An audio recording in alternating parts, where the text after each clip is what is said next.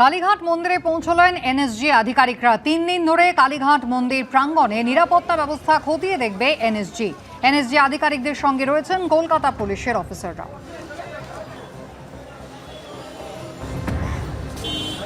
কলকাতার অন্যতম গুরুত্বপূর্ণ দ্রষ্টব্যস্থান কালীঘাট মন্দির, এবং আমরা জানি যে নিত্যদিন কালীঘাট মন্দিরে প্রচুর মানুষের ভিড় হয়। নির্দিষ্ট দিনগুলোতে ভিড় অনেকটা বাড়ে।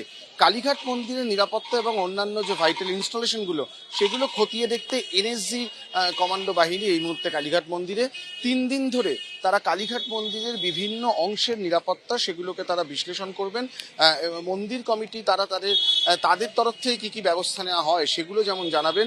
পাশাপাশি এই যে এনএসজি গ্রুপটি আসছে সেখানে একটি ইউনিটের একজন অফিসার, 2জন অ্যাসিস্ট্যান্ট কমান্ডার এবং 10 জন কমান্ডো কিন্তু আজ থেকে শুরু করে 27 তারিখ পর্যন্ত এই বিষয়টি কিন্তু তারা মনিটর করবেন এবং কালীঘাট মন্দিরের নিরাপত্তা ব্যবস্থা সার্বিকভাবে খতিয়ে দেখা হবে।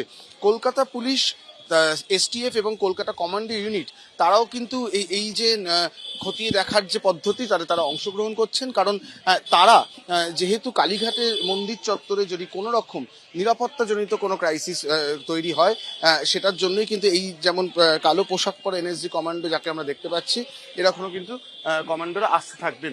বিভিন্ন দিক কিন্তু এই মুহূর্তে খতিয়ে দেখা হচ্ছে, বিভিন্ন যন্ত্রপাতির সাহায্যে কোন কোন দিকে কালীঘাট মন্দিরে কি পরিচালনার ব্যবস্থা রয়েছে, কোথাও কোনো সমস্যা আছে কিনা সেটা কিন্তু এনএসজি কমান্ডোরা খতিয়ে দেখছেন এবং এই পদ্ধতি কিন্তু 3 দিন ধরে চলবে।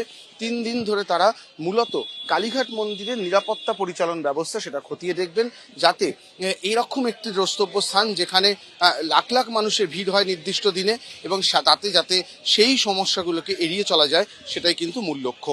ক্যামেরায় প্রবীরদের সঙ্গে অরিত্রিক ভট্টাচার্য, এবিপি আনন্দ, কলকাতা।